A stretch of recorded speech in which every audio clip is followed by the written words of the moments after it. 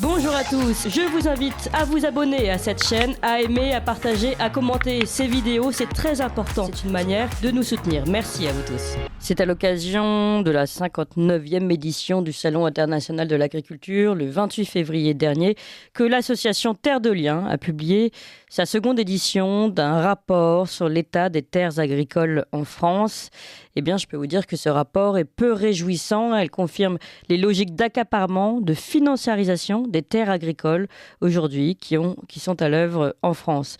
Alors, se développent en fait ces sociétés agricoles financiarisées qui sont marquées par la présence d'investisseurs, mais d'investisseurs non agricoles, des sociétés qui possèdent déjà 640 000 hectares de terres en France et contrôlent 14% de la surface agricole française. Elles représentent déjà une ferme sur 10 en France. Alors, qui sont ces sociétés agricoles financiarisées ? Quelques noms, et puis évidemment, après, on va tout éclaircir avec Pascal Pointu. Fleury-Michon, par exemple, qui possède un élevage où naissent 6 000 porcelets par an. Auchan, qui acquiert 800 hectares de terre. En Bretagne, c'est le groupe Alto, qui produit les chips Bretz, qui a déjà englouti 4 fermes sur ces lieux. Et voilà, il y a un modèle qui se développe toujours plus à la faveur d'un marché qui, en plus, est parallèle de la terre, qui échappe en plus à toute régulation de la SAFER. Et bien sûr, ce modèle-là écrase encore un peu plus le modèle traditionnel de l'agriculture. Alors pour mieux comprendre ce qui se passe, nous sommes avec Pascal Pointu. Bonjour Pascal Pointu. Bonjour Clémence. Et merci d'être avec nous ce matin. Vous êtes, je le rappelle, un vice-président du mouvement de la ruralité, président régional du mouvement de la ruralité dans le Puy-de-Dôme.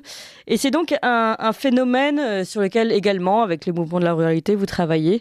Un phénomène grandissant et qui est particulièrement dangereux pour le modèle que nous défendons, le modèle traditionnel de l'agriculture française. Oui, alors voilà, ce rapport qui est explosif, il faut le dire, parce qu'il relate quand même une certaine opacité de l'État. Il faut savoir qu'en 1962, quand la SAFER a été créée, donc la Société d'aménagement foncier et d'établissement rural. Oui, c'est l'espèce de gendarme de la terre agricole, quoi. Voilà, c'est-à-dire c'est le gendarme et c'est le Stéphane Plaza de la terre agricole en même temps. Moi, par exemple, je vais vous citer un exemple. Quand j'ai acheté ma maison dans mon livre à doigt, il a fallu que je passe obligatoirement par la SAFER pour avoir l'autorisation, puisque j'ai quelques 1000 mètres carrés de terre adjointe à ma maison. Et par exemple, il faut savoir que c'est un véritable racket, puisque la procédure normale prend plusieurs mois. Et si vous envoyez un chèque, comme par hasard, ce que les agents immobiliers vous préconisent de faire et qu'il faut faire, malheureusement, si vous envoyez un chèque de 150 € sur la SAFER qui est chargée de votre terrain, et ben en 3 jours, vous avez régularisé et vous pouvez passer chez votre notaire pour conclure la vente. Ah oui. Donc, vous voyez où nous en sommes quand même. C'est un peu mafieux, tout ça, oui. Ah ben voilà, la SAFER, déjà, c'est pas très clair.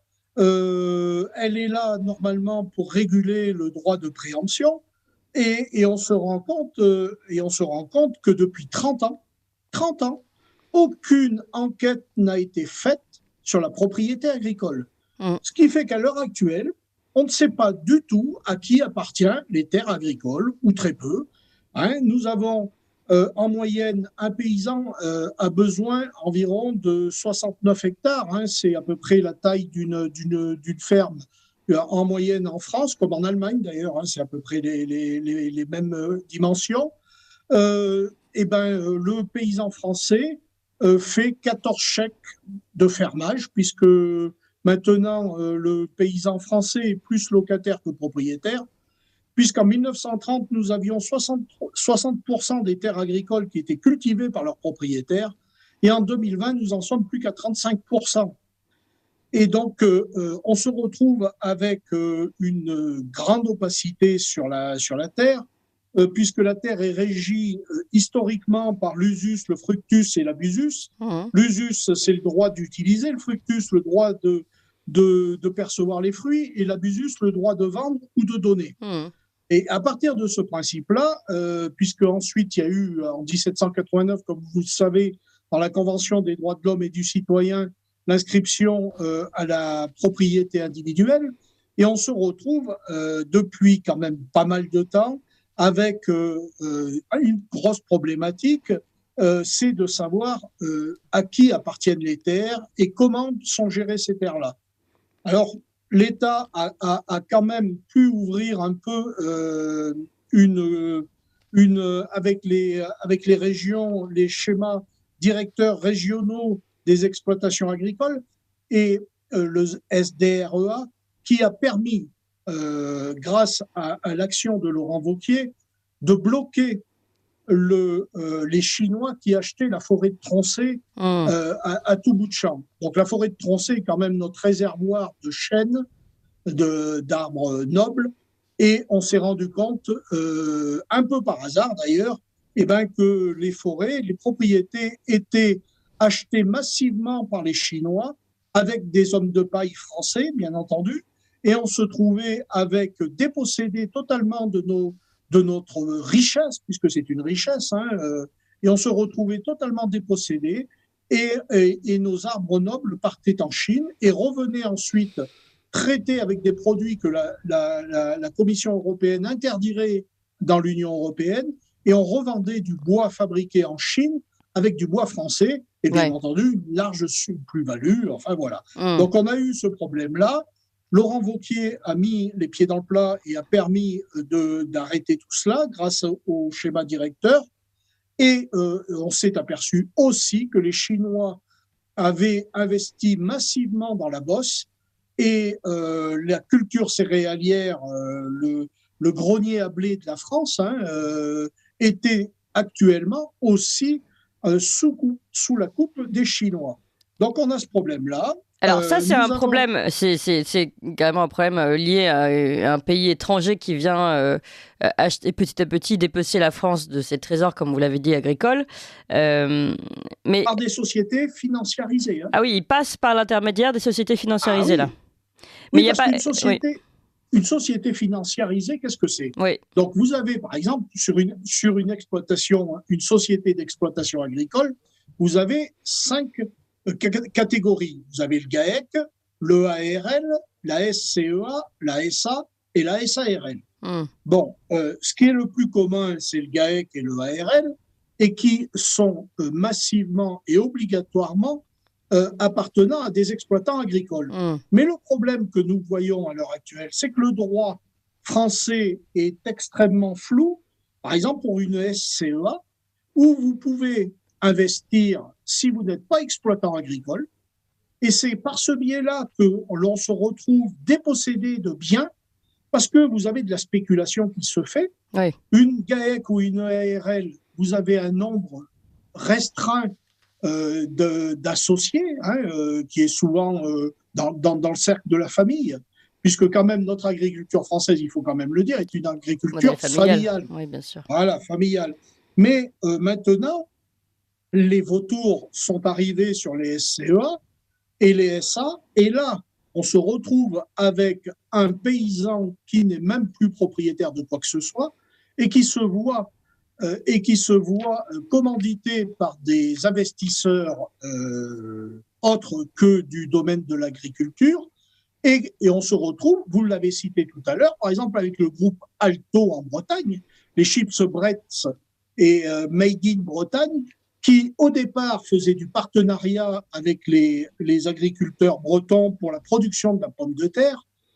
Et on se retrouve de plus en plus, ce groupe a constitué des SCEA un peu partout, a repris des fermes qui étaient en difficulté, et on se retrouve avec un capital étranger au monde paysan, et ces SCEA, il faut le savoir, captent l'argent de la PAC. Ah oui. Le groupe Alto, à lui tout seul, en 2 ans, a récupéré 1,5 million d'euros de la politique agricole commune. Donc, pour simplifier un peu pour nos auditeurs, parce qu'il y a beaucoup de termes qu'ils ne suivent pas forcément, on a ici en fait des exploitants qui ne sont pas agricoles, qui ont sûrement des objectifs financiers avant tout, des investisseurs, si vous voulez, avec un certain nombre d'actionnaires qui rachètent finalement les fermes en difficulté, et eux, pour le coup, savent très bien récupérer toutes les aides de la PAC, etc., que les petits agriculteurs ont beaucoup plus de mal d'ailleurs à percevoir. Oui, voilà. Et le gros problème que l'on va voir arriver, malheureusement, c'est les grands groupes de l'agroalimentaire Oui. qui vont acheter des fermes et qui vont, au final, se retrouver à salarier un paysan, à lui dire ce qu'il va falloir produire, comment le produire, avec quel produit, et le paysan n'est plus libre du tout d'organiser ses propres productions. Oui, bien sûr.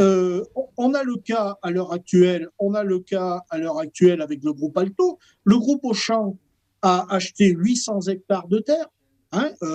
Donc on va se retrouver très rapidement, très très rapidement, puisque la population paysanne faiblit et nous ne sommes plus que 496 000 sociétés d'exploitation agricole en France, et on va se retrouver sur une difficulté qui va nous entraîner malheureusement, je le crains, vers la précipitation de la malbouffe. Bien sûr. Et le paysan, et il faut le savoir aussi, parce que le paysan à l'heure actuelle, même quand il est en retraite, détient environ 25% de ses terres.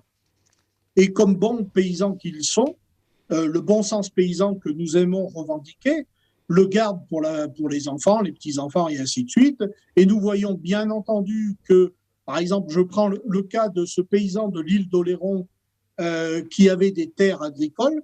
L'urbanisation venant, la bobo-cratie parisienne venant s'installer sur les îles de l'île d'Oléron ou l'île de Ré, a vendu des terrains agricoles qui ont été ensuite détournés pour être des terrains constructibles, et il s'est retrouvé à payer l'impôt sur la fortune alors qu'il n'avait qu'une retraite de 600 ou 700 euros, ce qu'il n'a pas pu faire. Bien sûr.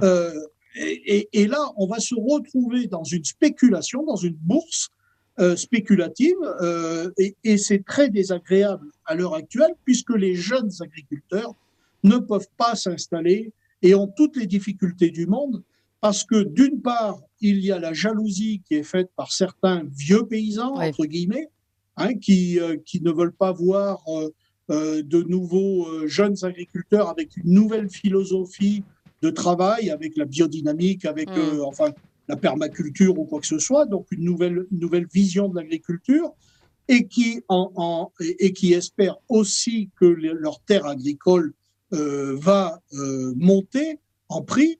Et donc, on se retrouve avec des jeunes agriculteurs qui ont toutes les difficultés du monde pour pouvoir s'installer, qui arrivent très difficilement à s'installer. Et malheureusement, quand ils s'installent, ils payent au prix fort.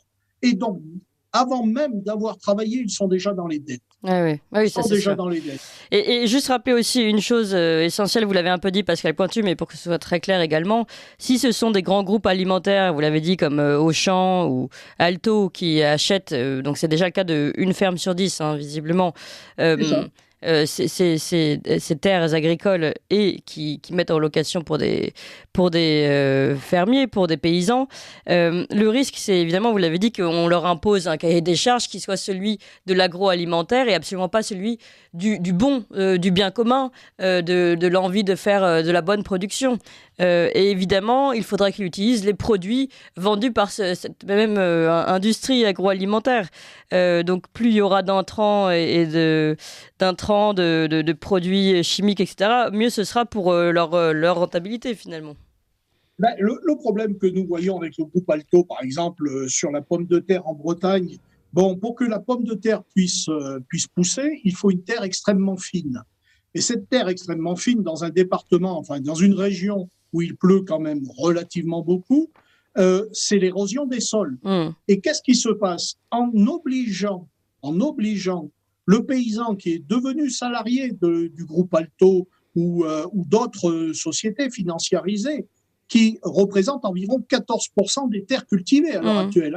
C'est quand même pas une mince affaire. Oui, tout à fait. Et on se retrouve avec l'emploi de produits phytosanitaires et l'érosion des sols faisant les produits phytosanitaires se retrouvent dans la nappe phréatique. Et on se retrouve avec des paysans qui sont malheureusement obligés d'employer cela parce que maintenant on veut de la production, on veut plus travailler pour une qualité, pour quoi que ce soit. On veut de la production. Mmh. Donc, il y a une pression qui est faite sur le paysan. Ce paysan-là n'a pas d'autre solution que d'employer des produits qu'il n'aurait peut-être pas dû employer auparavant. Et il devient paysan pollueur, ce que les écologistes aiment bien dénoncer, et qui, malgré lui, parce que là, c'est malgré lui, parce que pour vivre, lui, il n'a pas eu d'autre solution que d'accepter que le groupe Alto puisse lui faire une SCEA sur sa ferme qui était en grande difficulté. Oui, je vois bien. Et c'est le drame du monde paysan, et c'est pour ça que le monde paysan, il y a trop de paysans qui se suicident, et c'est une des raisons pour voir nos paysans mourir à l'heure actuelle et être ni plus ni moins des pions, et ils n'ont plus entre leurs mains la volonté de ce qu'ils avaient, ce qu'ils ont connu et ce qu'ils veulent porter. Oui. Et malheureusement, il va falloir mettre le haut là, très vite. Oui. Il va falloir aussi, à mon avis, et le mouvement de la ruralité est en train d'y réfléchir, afin que l'on puisse aussi voir des collectivités locales s'immiscer dans ce système-là et reprendre des terres agricoles, même s'il faut salarier un paysan par l'intermédiaire des collectivités. Il vaudra mieux ça qu'une société anonyme. Eh bien, c'est bien noté, Pascal Pointu. Merci beaucoup. Je rappelle que vous êtes vice-président du mouvement de la ruralité, président régional du mouvement de la ruralité dans le Puy-de-Dôme. Et il est plus que jamais temps d'ouvrir les yeux sur ce sujet-là.